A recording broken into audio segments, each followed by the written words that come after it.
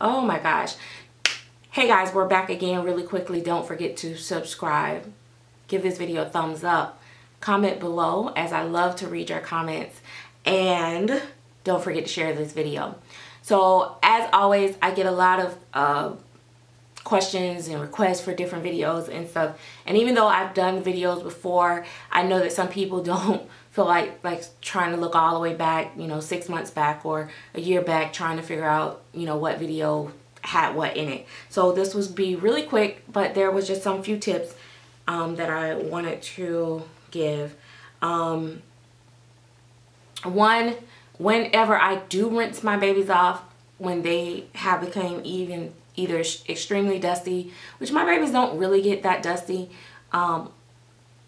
Only once, I think I had a baby that, or twice, I've had a baby that got dusty.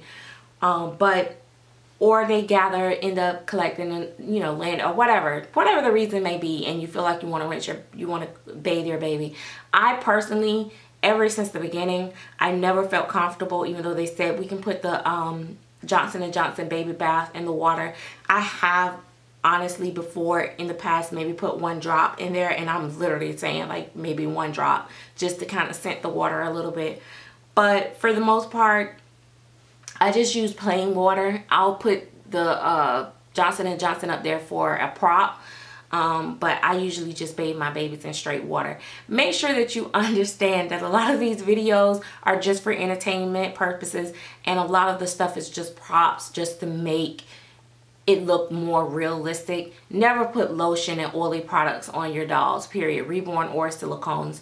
Powdering only if it really is needed, in my opinion. They say 100% cornstarch type powder, or just plain 100% cornstarch. But yet and still, you know, and they say gently, you know, brush the powder on, or some people would rub it on theirs. I personally, if the doll does not sticky or tacky, I feel like I just don't powder them. I don't have a problem with other people doing whatever they want to do with theirs. This is just what I do with my babies. If I want them to have a baby scent, I will, not with the clothes on, but with the clothes off, I will spray their clothes with this baby spray, hang it up in the closet. I usually will spray it sometime and hang their clothes up in the closet. When I get ready for the outfit, it's dry, the scent is in it, and I put it on the baby. Perfumes have alcohol in them. Alcohol can sometimes, depending on how, if your baby is fully cured and all that stuff, alcohol might remove the paint. But in most cases, like I said, in most cases now, you may be that 1 in 99, you know, 100%, you know, it's 99% of the time, and you might be that 1%. Most of my clear tiller babies, I've been able to put, I can put alcohol on it, and I don't, no paint is gone, but you know, which is the same with when my baby had the drinking wet. I would give them, after I do a feeding, after, you know, sometime, you know, a couple days, I would give them a bottle with alcohol in it, just to make sure it clear the tube and clean the tube, and it makes everything evaporate inside, which only thing I would give them is water. I know I see people doing formula, that's their thing, if that's what they want to do. Plain water, in my opinion, is way more safer. When I would do milk bottles with a drinking wet, I would fake feed, with, you know, where the baby's not really drinking.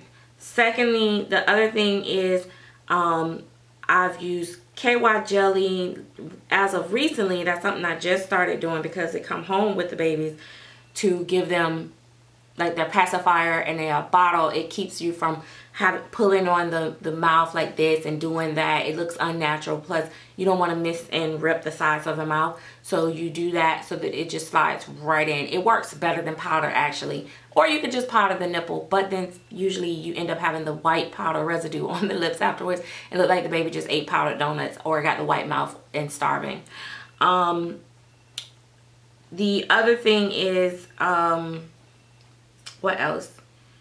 Never, like I said, put lotion on them. In their hair, I use, you know, if I am going to use something, it's usually like fabric softener and water.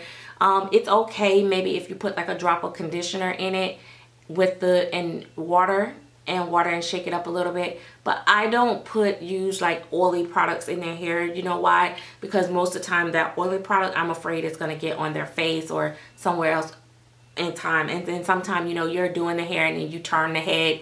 What you doing? That finger is touching the baby. It's just too risky for me. I just don't want any oily products on my babies. I saw a video years ago where the girl was literally lotioning down her silicone. I was like, girl, what? When we start doing that. So let me find out silicone get nasty now. But yeah, you don't want to use lotion. What else? Be mindful of when you're moving your babies around. I know we do the videos and you'll see us say, oh my gosh, the baby's leg is bent in an awkward position. She's equal flex 30, I believe. So she is not going to bend as easily and be where her limbs are not going to really fold up like, you know, the Equal Flex 20 or the other ones might. I mean, she's still soft, you know, she's still, but she has a little bit of firmness. Of course, you know, her hands are more flimsy and stuff like that. But she's, you know, she's soft enough, but her legs are not going to bend into awkward. But I know with some of the full bodies and stuff like that, they will bend. So be mindful of that when you're handling your baby, that you're not bending something and cause it to, you know, you don't want to lose a toe or something. I don't think it's that easy, but you know what I mean. Also, when you're laying your baby down or you got sharp objects with the silicones, you don't want to lay them on it because they may leave an imprint.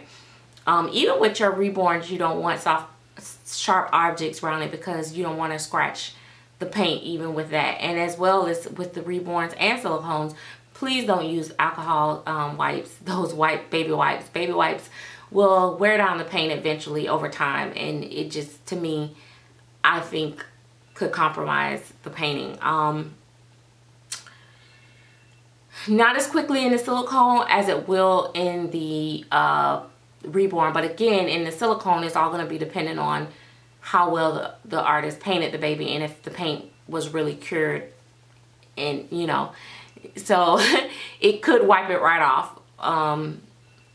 I know some of the artists that paint will wipe right off, but I'm not going to say that and not going to disclose those names.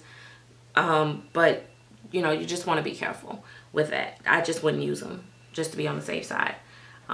If the artist tell you to use them, then fine, do what the artist say. Definitely. Every artist have their own rules and guidelines because they know what they've done with the baby in making it. So that's why I say refer to your artist. When in doubt, refer to the artist. The artist tell you to use, you know, scrub pads on your baby, then by all means use your scrub pads because, you know, hey, they're the artist, not me. So that is it. There's some of the tips that I can think of. Oh, the hair is never sealed in the silicone babies. Never sealed inside. It can't get inside. It's solid. I know you heard some people saying they have these methods of how to seal it in. I don't know. I've seen some people like silicone their hair down in the scalp. I don't know how they do it. I don't know. It's crazy. I've never seen it either. So, but however, the hair will pretty much stay in the most part if it's rooted, you know, I don't want to say right, but let's say deep. If it's rooted really deep, you can style the baby hair as gently as you would your Reborn, using, you know, wide tooth comb. And I use brushes too, baby brush or toothbrushes even around the edges and stuff like that. But I don't lose hair. But you don't want to comb hard. You don't want to be putting all these big clockers in the hair and all tight and everything and pulling and yanking and all that stuff, because you're going to have a bald spot and the baby hair is not going to grow back. So, yeah. What else? Oh, when the first time you wash your baby hair, you want to lean that baby backwards like this. You want to lean the baby backwards in the sink, and you want to rinse just a little bit just to see, or even just wet it and see if the hair is bleeding. Because one thing you don't want to do, even if it's a full body and cloth body, is find out that their hair is bleeding, and say if they got black hair or something or red hair, and it get onto the silicone baby. Now I've heard that nothing but silicone would stick to silicone, but I wouldn't risk it. And with the Reborn, definitely it will stain the vinyl. So you want to go backwards and then, you know, or maybe just take a damp cloth and wipe through it would be my suggestion for a Reborn. Although I do sometimes will rinse my Reborn Paris. I would literally rinse hers just like I would my Silicone baby. But I've had her for a long time. I'm very comfortable with her. And I've only done that maybe a few times in the 5 years that I've had her.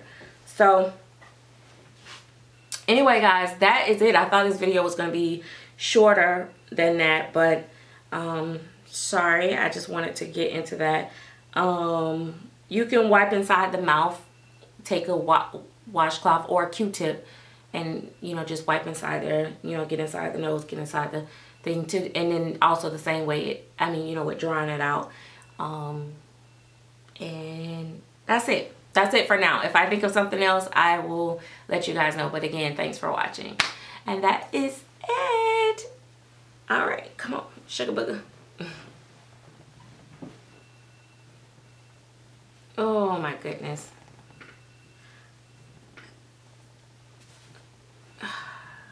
My alarm is going off.